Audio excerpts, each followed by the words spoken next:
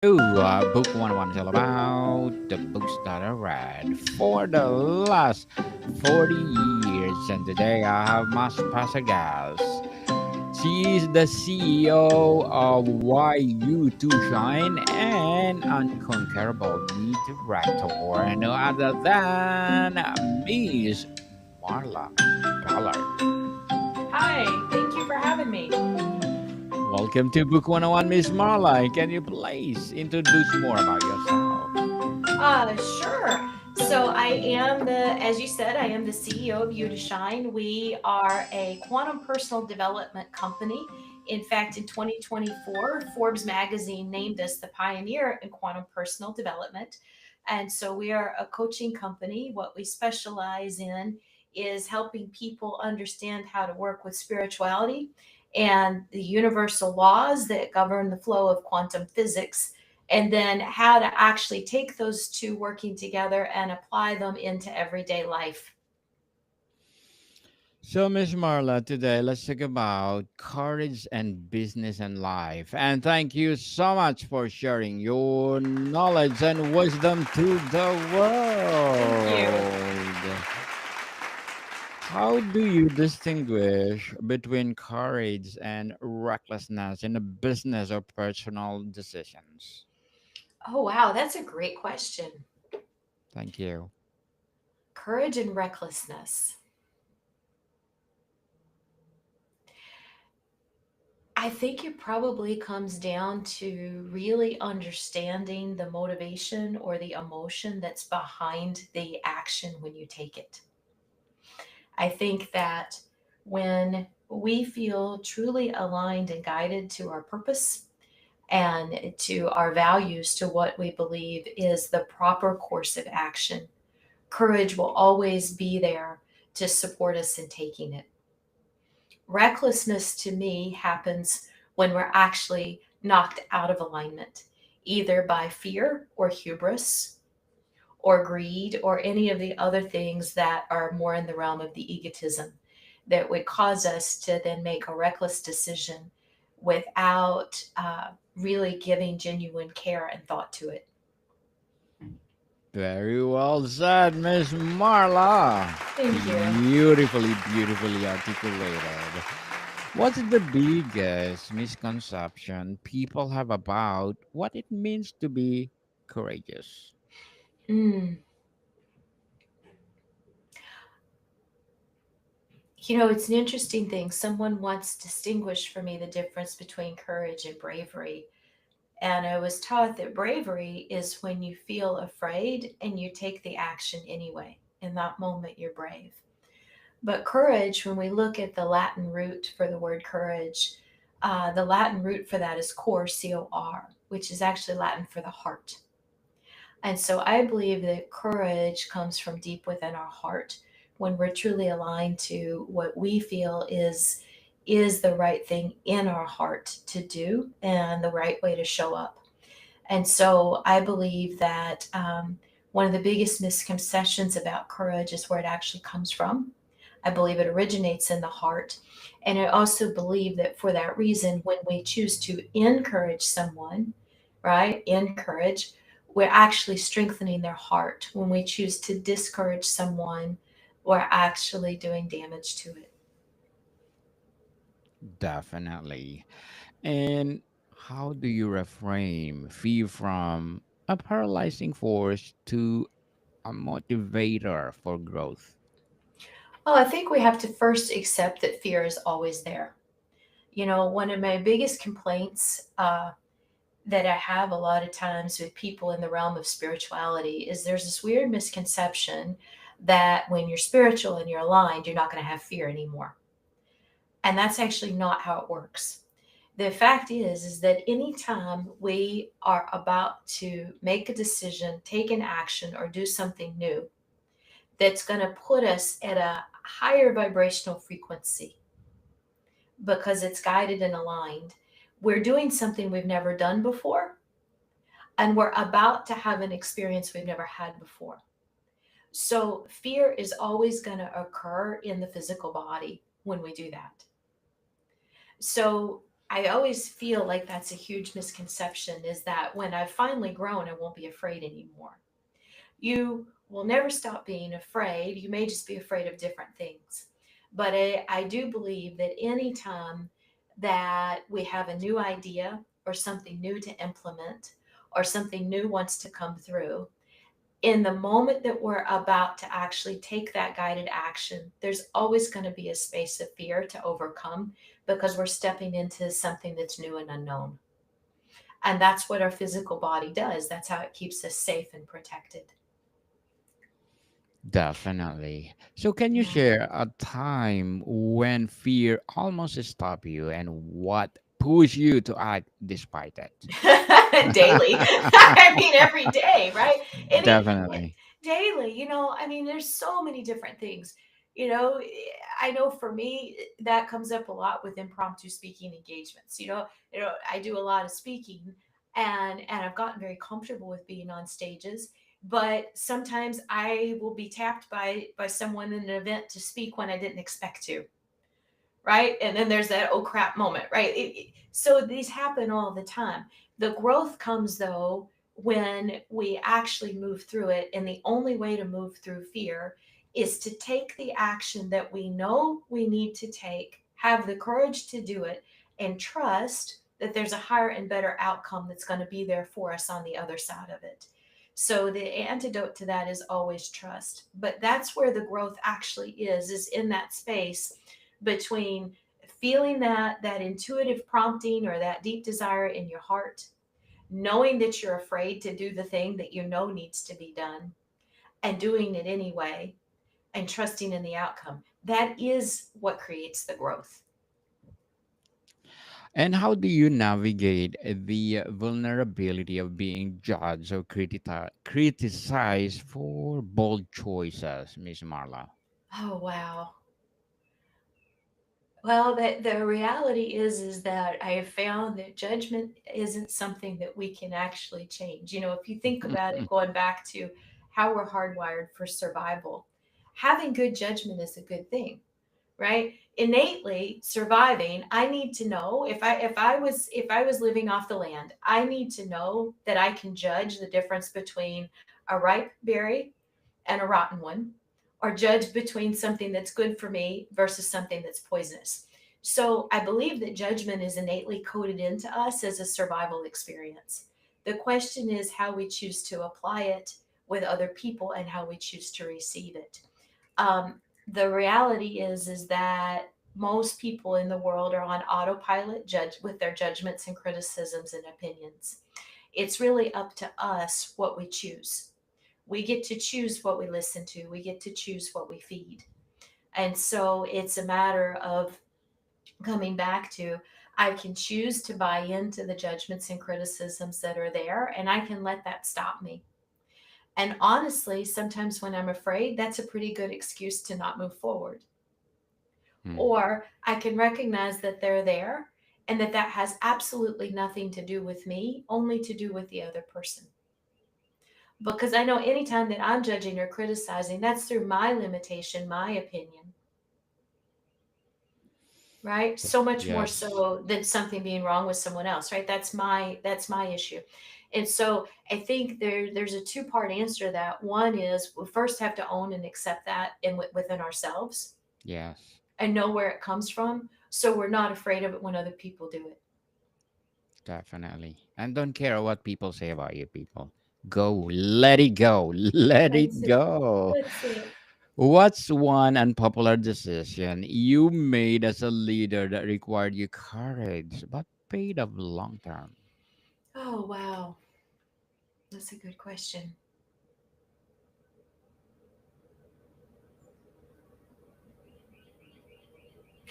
I would say most of the unpopular decisions I've made as a leader have come down to when it is time to restructure a team.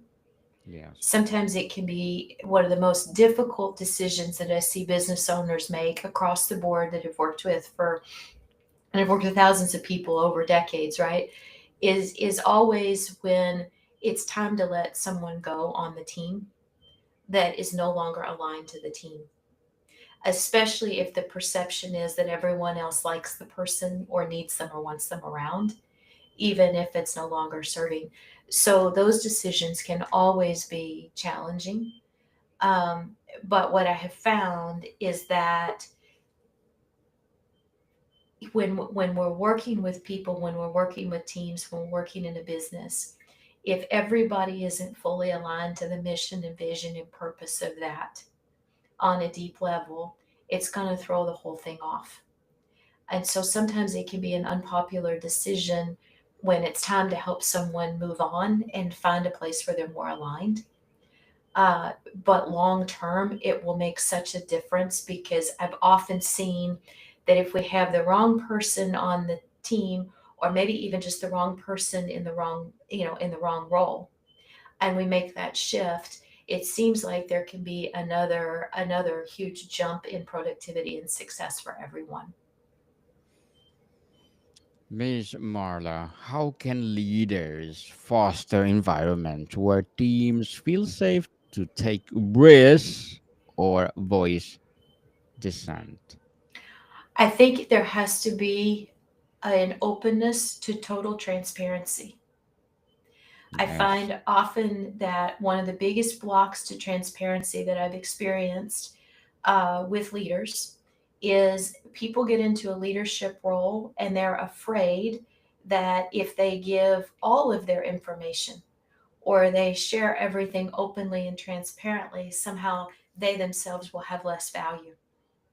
But it's actually quite the opposite. When you consistently create a culture where everyone is encouraged to be transparent and open and honest, and it's safe to own mistakes, then you can pivot more quickly and people will feel safe to come to you with ideas and creativity, as well as come to you with problems immediately as soon as they happen, rather than letting them fester for weeks or months.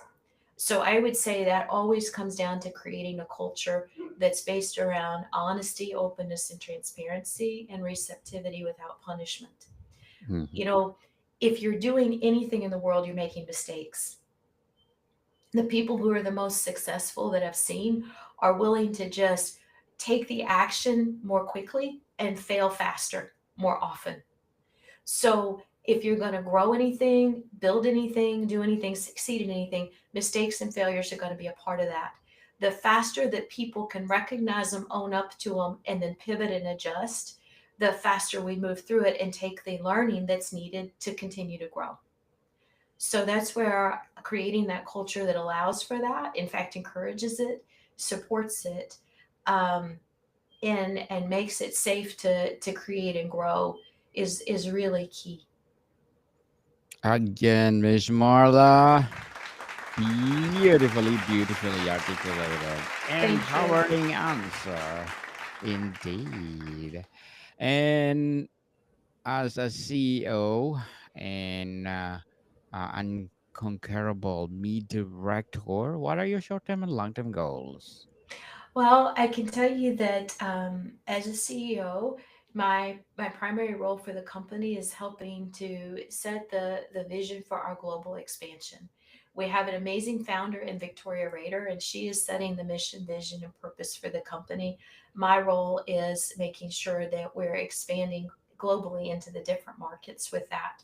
And so a lot of that is working together with her and our leadership team and our team of coaches and just seeing what's needed next for us to continue to open that up. As Unconquerable Me director, um, that program is really for those unconquerable souls, specifically focusing on veterans, military veterans, not just in the US, but all over the world, and really helping them reconnect to their passion and purpose after a life of military service and overcoming the challenges that come with transitioning from having served in the military to now being in civilian life, and just really reconnecting to that amazing, unconquerable part of themselves that's always been there seeking freedom. And so, with that, I have a pretty huge goal for developing our veterans programs for the company overall. It will take our whole team and all of our coaches, and we're just at the very beginning of that. But that is for me a deep, deep passion in my heart is to help that particular group of people. As we're growing globally, we are participating with an organization called Global Women, which is run by Morella Sula, which is an amazing organization, and that's helping us expand into markets all over the world now, working with women entrepreneurs and leaders, which is phenomenal. We just released another new journal, our Worthy Me journal, which really helps people connect to their infinite worth, and a number of other products. And I'm just so excited about where we're going with that. We also have an amazing free ebook that people can download at mygiftoffer.com. That free ebook will put you in touch with the 50 most limiting beliefs that we've discovered people have over working with thousands of clients. Uh, and our goal is to help a million or more people by September 9th of this year through that free ebook. Yes. Looking forward for more success, Miss Marla, and good Thank you. luck to your goals as a CEO and as a director. And what would be your piece of advice for those people out there who want to be like you? Not sure if that's a good idea. Um, Want to be like you, Miss thank you. Marla. Mm, Never give up. If you have a dream in your heart and true. you have a vision, and we all have them. We say, really, where you're weird. It's everyone is so uniquely created with such unique experiences and backgrounds, right? And so I believe that if you have a vision, an idea, a gift, a talent that you feel called to pursue, do it relentlessly and allow yourself to trust that it's been gifted to you for a reason, because it can unfold through you. And so even when things get hard, you can fail and you can pivot, but don't ever give up, and be willing to allow your special uniqueness, your weirdness to be in the world. Yes, definitely. Thank you for your advice, Miss Marla. Thank you. And can you please recommend a book that influenced your journey or books that influence your journey? Yes, I absolutely love Prosper Me by Victoria Rader. That book works with the 35 universal laws of money and helping people thrive and prosper through knowing how to work with the energy of money. It's won multiple awards and been bestseller in a number of countries around the globe. And so, for anybody who's seeking more prosperity in business, in life, or financially, I highly recommend that. And then my second favorite book is always going to be a go-to classic in Napoleon Hill's Think and Grow Rich. I just love that book. Yes, That's a must-read for anybody in business, I believe. definitely. And thank you, Miss Marla, for your recommended books. People, please read them. It's one of a kind. And what question do you ask yourself to ensure you are acting from courage, not ego or fear? What question do I ask myself? Yes, to ensure you're acting from courage, not ego or fear. Mm, what's the next step I need to take that's most aligned for me now? Mm, Um, and when I'm acting from courage, I'll really sit in stillness and let that come to me. yes. Stillness is the key. It is. By Ryan Holiday. Yeah, definitely. Well, good job, Miss Marla. Good job. So, how can business lead with courage in addressing societal issues like inequality or climate? Wow.